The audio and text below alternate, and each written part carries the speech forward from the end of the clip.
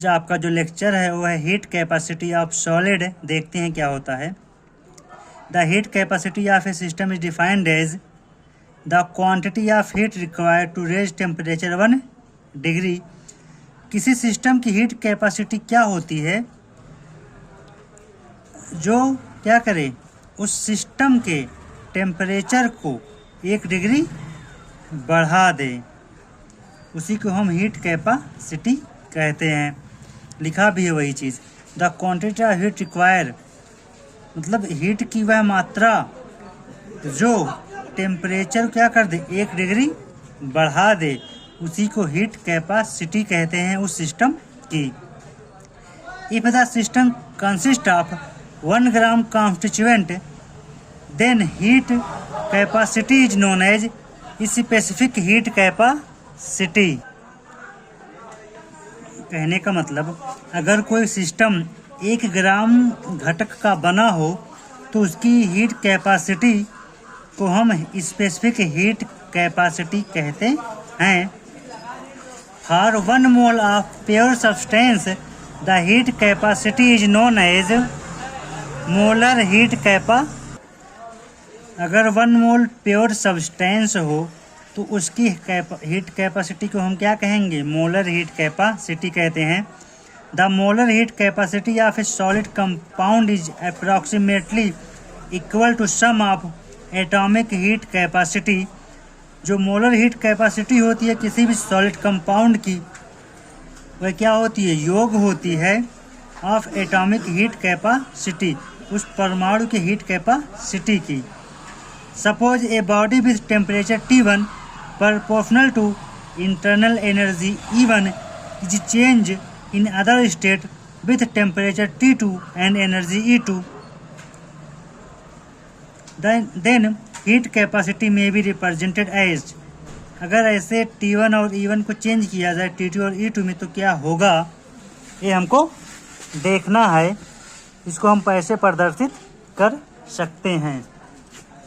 State 1 है, state 2 में अगर चेंज हो जाएगा, स्टेट 1 में टेम्परेचर T1 था, एनर्जी E1 थी। स्टेट 2 में जब चेंज हुआ तो टेम्परेचर T2 है, एनर्जी E2 है। तो या तो हम इसको E2 माइनस E1 अपान T2 माइनस T1 लिख सकते हैं, या एक साथ लिख सकते हैं डेल्टा E अपान डेल्टा T बराबर C। C क्या है, हीट कैपेसिटी है। अगर डेल्टा T बराबर 1 डिग्री है तो डेल्टा E अपान 1 डिग्री बराबर क्या हो जाएगा, C हो जाएगा। हीट कैपेसिटी इतना निकल कर आ जाएगी। ठीक है, आगे देखिए।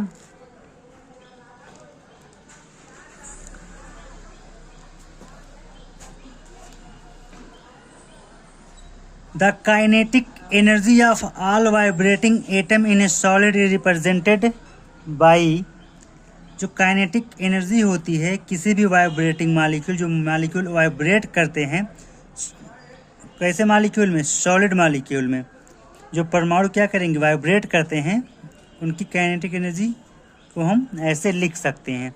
VRMS बराबर √3RT अपान यम। तो V स्क्वायर, इसका स्क्वायर ले लेंगे, V स्क्वायर RMS ये इधर आ जाएगा ना, तो V स्क्वायर RMS बराबर 3RT अपान यम। और हमको क्या पता है, चूँकि काइनेटिक एनर्जी बराबर हाफ mv स्क्वायर होता है, तो इसको हम लिख सकते हैं half M into V square बराबर क्या है, ये 3RT अपान यम। यहाँ हमने इसकी वैल्यू रख दी V स्क्वायर की। तो काइनेटिक एनर्जी बराबर हमको क्या मिल गया, ये इधर से कट गया, तो 3/2RT ये वैल्यू हमको काइनेटिक एनर्जी की वैल्यू 3/2RT आ गई। अब अगर n मोल के लिए लिखा जाए तो क्या हो जाएगा, काइनेटिक एनर्जी बराबर क्या हो जाएगा, n इंटू 3/2RT ये वैल्यू निकल कर आएगी। फिर for simple oscillatory motion the average kinetic energy is equal to average potential energy, that is, अगर कोई मॉलिक्यूल सिंपल ऑसिलेटरी मोशन कर रहा है, आवर्त गति कर रहा है, तो उसकी जो एवरेज काइनेटिक एनर्जी होगी वह क्या होगी, समान होगी टू एवरेज पोटेंशियल एनर्जी के। तो पोटेंशियल एनर्जी बराबर क्या हो जाएगा, 3/2RT। ये वैल्यू यहाँ से, इसी को क्या कहा गया, काइनेटिक एनर्जी। तो टोटल एनर्जी U बराबर kinetic energy plus potential energy.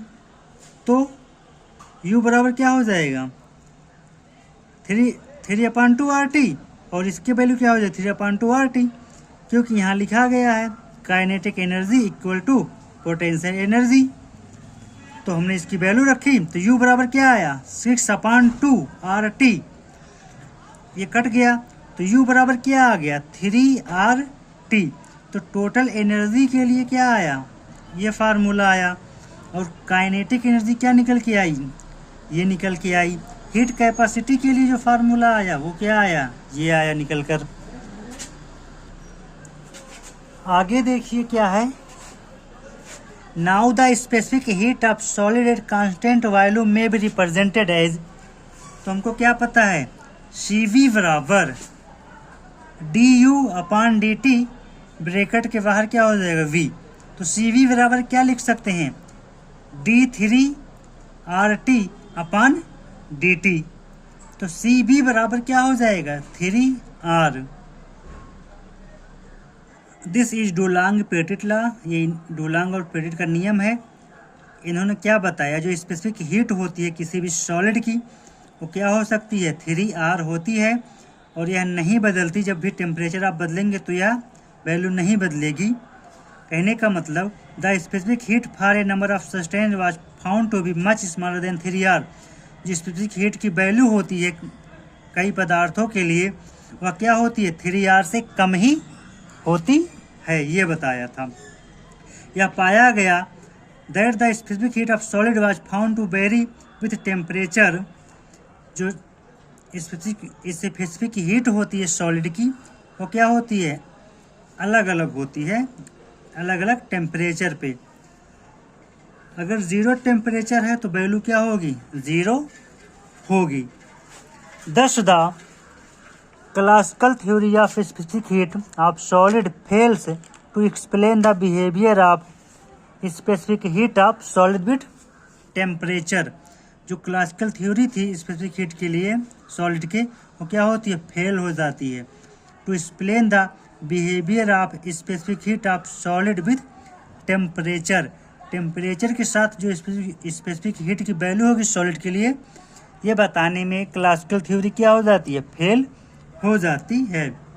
ये टेम्परेचर है इधर और स्पेसिफिक हीट ऊपर की तरफ, तो यहाँ पे क्या मिल रहा है, अलग अलग मॉलिक्यूल के लिए स्पेसिफिक हीट क्या हो रहा है, बढ़ रहा है, और टेम्परेचर क्या कर रहे हैं, बढ़ा रहे हैं।